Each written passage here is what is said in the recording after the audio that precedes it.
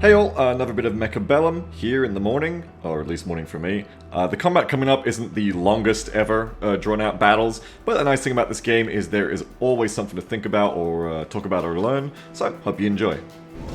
Okay, starting setup. Elite Specialist, Supply Specialist, Giant Specialist, or Marksman Reinforcements. I'm gonna go Giant Specialist with Fang and Sledgehammer. We're up against Quick Supply Specialist for Stars and Stripes here, which means they're gonna come out of the gate swinging really hard. Sledgehammer frontline and Marksman for themselves. Sledges are good against my Fangs. The Marksmen are good against my Sledges.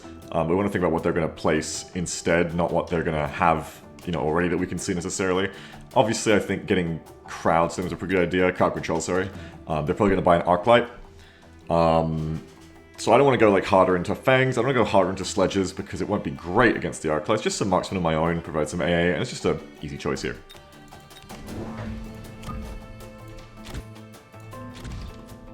Okay, so I don't even necessarily want to deploy my Fangs in front here. Believe it or not.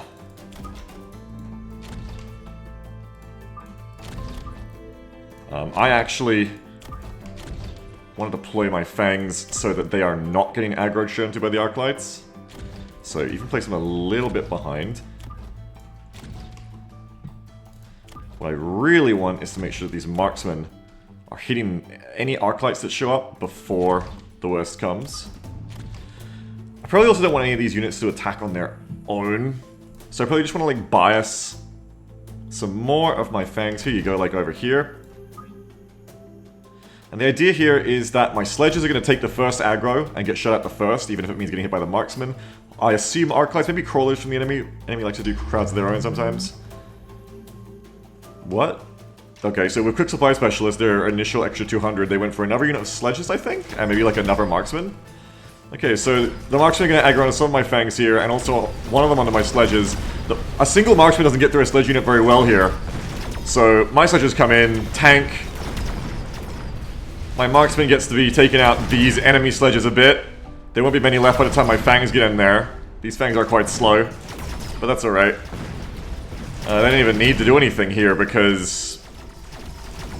yeah, I don't think my Fangs really did a ton there, except, importantly, the Fang unit in the middle tied up the Marksman long enough that my Marksman and Sledges just beat their Marksman and Sledges because their Marksman was too busy dealing with my Fangs.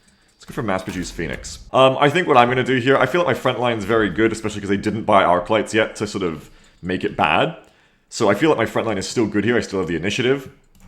So I'm going to use the thing I just got, I'm going to go for Phoenixes and buy 2 cheap units of Phoenixes. The great thing I can do here is I can place 1 unit of these Phoenixes in flank, on the flank, especially on the side that has less of my units on, so they're less likely to place units against it. They're more likely to place units on the side that has more of my units. So with that in mind as well, we'll then take the... Okay, well, you know what? We're going to go ahead and do another round, aren't we? Okay, well, a little fake out there. Let's do another one, I guess. Okay, we got Aerial Specialist, Runner Reinforcement, Speed Specialist, Quick Supply Specialist. Let's do Aerial of Arc Light and Sledgehammers. That seems like such a strong start. You got such a good front line already, and then you have the Aerial Specialist too. Tasty. The enemy went Elite Specialist, which is always spicy. Love an Elite Specialist, and they have Fangs and Steel Balls for the start here. So their balls are going to be very good against my Sledges. My Arc Lights do mess up their Fangs though. I need some Marksmen here to kill the balls. And be some future AA. Bum bum. Bum bum. We're going to place that on my flanks here. I like to place pretty far apart. 1, 2, 3 unit lengths. I like to place pretty far apart so that I don't get like missile consumable really like hard here. We'll have these Sledges in the middle after that. So I have flank protection on my left and right from air and ground, not from wasps, but in general. And then I have some Sledges in the middle, which I can probably... I want to place them so that Stormcallers don't get the freebie kill me. I think place the Sledges actually like this, because I really need them to fight with the Marksmen, or they're just going to fall down to the balls really hard. Let's go like this. Again, I'm just trying to place them in a way so that one missile doesn't kill everyone. Okay, so you really gotta watch out for that. That's not good when that happens. I think in that sense, place the marksmen a little bit further from the sledges, just to ensure that does not happen to us here. And let's end deployment. So take on balls and more fangs here. Level 2 fangs, elite specialist. 1 extra unit of them. Hopefully I can just marksman kill the sledges here. I think I have enough sledges that it'll work. Along with the arc lights as well. And then it's just a case of this person's positioning is not so hot. A learning moment here. Their fangs are fighting a completely different battle to what the balls just did. Like, you know what I mean? That round can just be put down as simple as that. Is they have these fangs here, and while you're doing that, you know, your fangs move at 6 meters per second, your balls move at 16 meters per second. Your balls are going too hard, man. Your balls are out too quick. Like, man, girl, NB. Like, that's not good. You want to have these balls, or I would want to have these balls back here, so that by the time the fangs engage the enemy, predictably, the balls are then, you know, hitting the combat, and maybe they can work together. When the speed of your units doesn't line up like this, you're just fighting 2 separate battles, and that's not good for you. Okay, I am air specialist, so overload specialist isn't the worst thing ever, but it's also not generally what I... 20 range, that's actually kind of nice. Subsidized Mustang is probably good in general though here, because I need some more like swarm AA, I think, in case they go wasps. And Mustangs are just good in here as general, good in general here against the fangs and everything. So, upgrade my arc light, always good to upgrade. Let's grab some Mustangs right now. Subsidize lets me grab 2 of them while still upgrading. And we're going to try and take my own advice here. We're going to try and do exactly what I just said, and place my Mustangs back in a point where they are not going to get into the fight until the sledges already have, because we really, really, really want these Mustangs to stay behind the sledges. Unfortunately, with their range, they both have the same range right now, so they're not going to stay behind no matter what you do, in a sense. And place 1, 2, 3, 4. I want to be able to place a rhino there.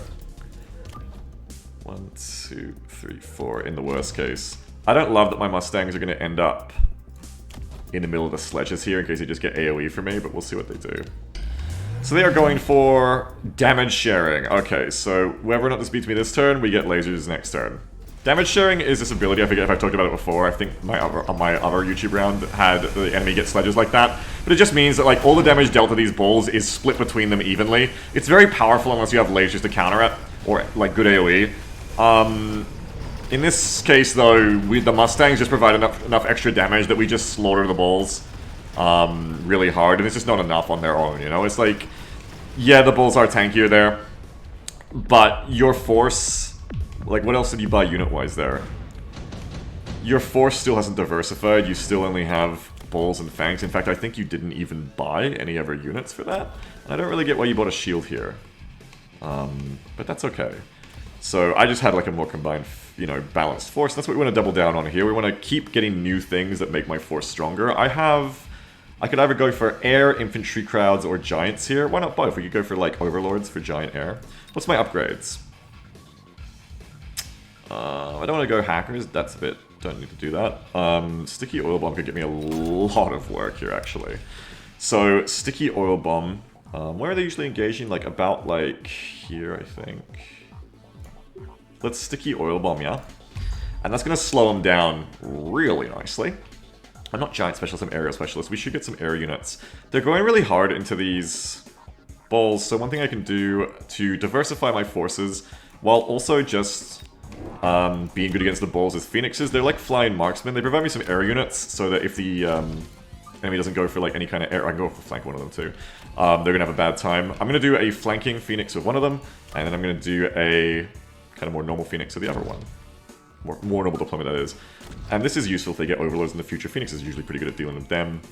I might actually save... I want more units. Mass recruitment. What else do we want? Let's do another marksman on this side, or let's do another arc light actually, in case they go really heavy into like crawlers here, like crawlers and crowds. Okay, well, they're putting a rhino in the middle, so the marksman would have been better there, but I have Phoenix to deal with it, hopefully. So we can't let the rhino hit this tower, that's the big scare here, but I think I have enough single target, it won't. The oil slows down the balls here, so we just get to keep shooting them forever. They have really short range, so it takes them ages to do anything now. Meanwhile on the left, oh yeah, my Phoenix is coming to hit the tower from behind. Nice and easy, lemon squeezy. Stuck in the tar pits, these poor fangs are going to go the way of the dinosaurs, just melted down with low range and now low movement speed, and the paralysis tower on top. And it's another really, really big sweep for me. Not to sound too glib or triumphant about that, but I'm feeling pretty good about this round so far. So, 1,000 health left on the enemy. It decreases the melee recruitment cost of giant units by 50. Advanced fire control. Attack of this unit is equipped by 200%. Do they have like any anti-crowd? No. Okay, so... I will kind of want to do like a storm of crawlers to be flashy, but the best thing I think to do here is just go for the overlords. Go like that. The enemy has a lot of ground to deal with me before they even think about hitting my air. Speaking of which, let's jump drive you away over to here. And I think you're probably behind on money enough and scared enough here that you won't be able to flank protect both of your sides at once, and you'll probably just put one to stop the obvious threat. We buy the jump drive upgrade here for Phoenixes, which is really cheap and good, that lets you just move them at the start of each round, break that rule of Mechabellum. Really, really super cool stuff. Okay, so we've got an Overlord on this flank. I do definitely want to make sure that we're going to aggro on the balls. We will. You go here. Maybe even put them in the center a bit more so that they're less prone to being nuked with the rest of my clump. Not that there's going to be a nuke, you wouldn't imagine at this point, but let's go. So yeah, just still going for the balls. Just going all on the balls with the energy absorption. Melting point in the back is good against the Overlords if it's all I have, but it's not. And I predict their front line will keep just falling here. That's so big brain, what the hell? They placed fangs, big brain read. They placed fangs in the spot that my Phoenixes could be jump drive to and did nothing on the spot the Phoenixes were left in. That's so funny. Unfortunately, it's not going to be enough for them here. But that's such like a big brain read. Good job by them. If I just left the Phoenixes and done nothing, it would have looked stupid, but big brain read is what I reckon that was. Gotta give some credit to your opponent's intelligence there. Straight into a level 2 elite melting point here, but without anything to protect it. It's GG, you know. Straight-laced win here. Nothing fancy. Poor little fangs. Yeah, it's a bit of a single-minded... I don't mean that in like a smug way, but like a bit of a single like focus is a better way to put it. Bit of a single focus strat from the enemy here. You know, we're going to go for those early damage sharing balls with energy absorption that, you know, life vamp, steals your health. Oh, this is strong. Yeah, but nothing in Mechabellum is strong. Well, everything can be strong in a vacuum, but nothing is just strong all the time. With Mechabellum, make sure you don't fall, is what I've learned. Make sure you don't fall into the trap of just going like, here's what I'm going to do, and doesn't matter what you do, this is a strong thing and it's always going to work. Or make sure you don't, you know, commit too hard to your plan like that. Or make sure you don't also do the opposite and be like, oh, I need to react to everything my opponent does constantly. And never play my own game. You got to strike a balance in the middle. Mechabellum is definitely not the kind of game where you want to be going on looking up like overwolf.gg, you know, oh, best unit builds, oh, best unit counters, oh, they built this, I counter this to counter their unit, right? I built this thing, oh, you know, look at this tier list, this unit versus this unit. That's not how this game really works, in my opinion. I think with this game, you know, it forces you to use your brain, it forces you to build things for yourself. What's much more valuable in this game than learning, you know, some streamer or YouTuber or tier list telling you, this build's really strong. What's usually stronger than that, I find, is go to the testing grounds, take some time to just sandbox the units against each other, learn what units do well against what, and then learn what combinations of units do well against what, and cover each other's weaknesses and bolster each other's strengths. Because I think in this case, to see the balls with the damage sharing and energy absorption so early feels like this person was just like, I'm going to win with this. Fortunately, you're not, because for one, your position is off from the start. If your balls have been at the back, maybe they get to live long enough through the Fang chaff screen to do better. But also, you know, your balls just come up and they're not going to do enough, you know? They're not going to do enough to me. These upgrades don't matter enough. On their own. In a balanced force, these could be very strong. But on its own, it's not going to do it. You know, it's not going to do it. Yeah.